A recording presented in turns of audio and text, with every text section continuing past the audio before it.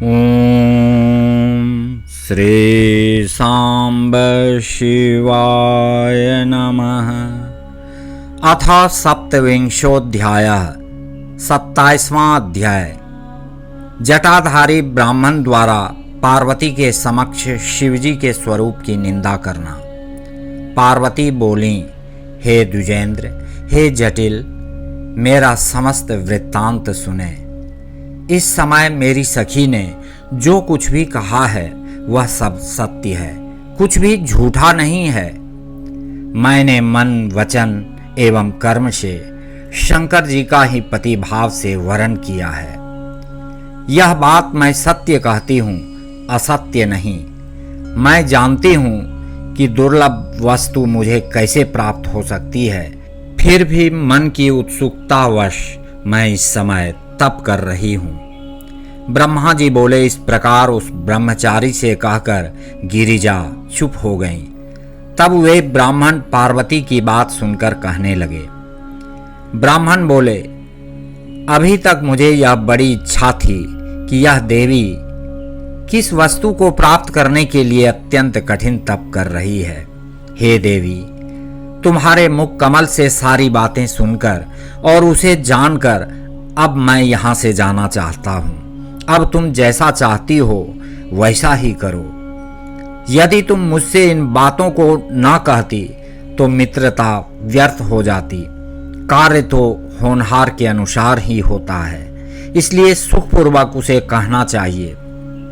ब्रह्मा जी बोले, हे नारद, इस प्रकार कहकर ज्यों ही उस ब्राह्मण ने जाने की इच्छा की, तभी पार्वती देवी प्रणाम करके उन द्विज से कहने लगी।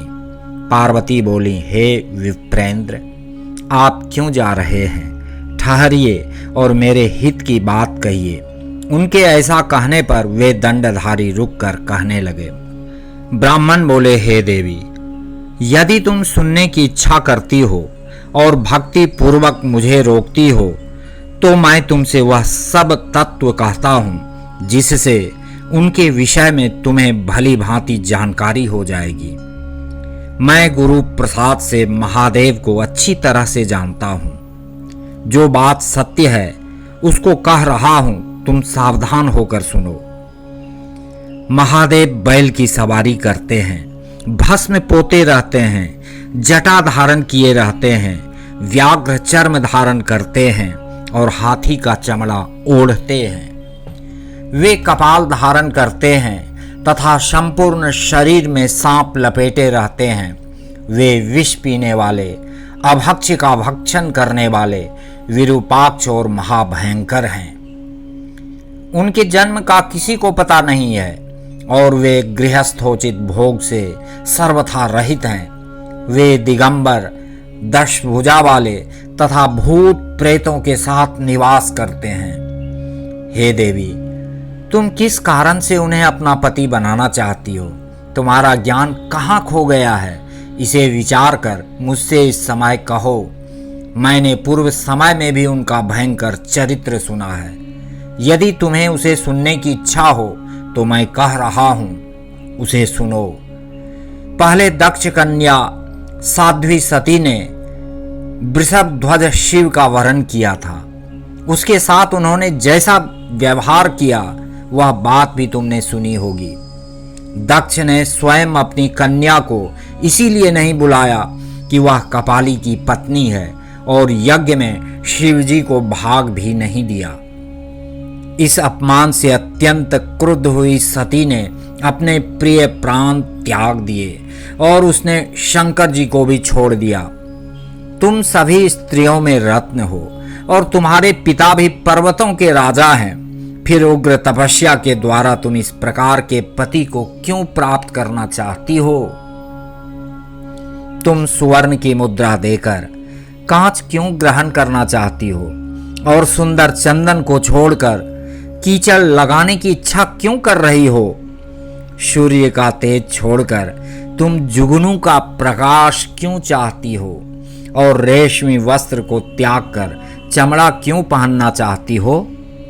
घर में रहना छोड़कर वन में रहना चाहती हो और हे देवेशी, उत्तम खजाने को छोड़कर लोहे की इच्छा करती हो, जो तुम इंद्र आदि लोकपालों को छोड़कर शिव में अनुरक्त हुई हो, यह तो उचित नहीं है और यह लोक के सर्वथा विरुद्ध दिखाई पड़ता है। कहाँ तुम कमल के समान विशाल नेत्र वाली और कहाँ वे भयंकर 3 नेत्र वाले हैं। तुम चंद्रमा के समान मुख वाली हो तथा वे शिव 5 मुख वाले कहे गए हैं। तुम्हारे सिर पर सर्पिणी के समान वेणी सुशोभित है और शिव का जटाजूट तो प्रसिद्ध ही है। तुम्हारे शरीर में चंदन का लेप और शिव के शरीर में चिता का भस्म लगा रहता है। कहाँ तुम्हारा दुकूल और कहाँ शंकर का गजचर्म, कहाँ तुम्हारे दिव्य आभूषण और कहाँ शंकर के सर्प, कहाँ सभी देवता तुम्हारे सेवक तथा कहाँ भूतों तथा बलि को प्रिय समझने वाला वह शिव। कहाँ तुम्हें सुख देने वाला मृदंग वाद्य और कहाँ डमरू, कहाँ तुम्हारी भेरी की ध्वनि और कहाँ उनका अशुभदायक श्रृंगी का शब्द, कहाँ तुम्हारा ढक्का नामक बाजे का शब्द और उनका अशुभ गले का शब्द। तुम्हारा रूप उत्तम है और शिव का रूप नहीं है। यदि उनके पास द्रव्य होता तो वे दिगंबर कैसे होते। उनका वाहन भी बैल है तथा उनके पास और कोई सामग्री भी नहीं है। स्त्रियों को सुख देने वाले जो गुण वरों में बताए गए हैं, उनमें से एक भी गुण विरूपाक्ष शिव में नहीं कहा गया है। उन्होंने तुम्हारे अत्यंत प्रिय कामदेव को भी भस्म कर दिया। उस समय तुमने अपना अनादर भी देख लिया है कि वे तुम्हें छोड़कर अन्यत्र चले गए।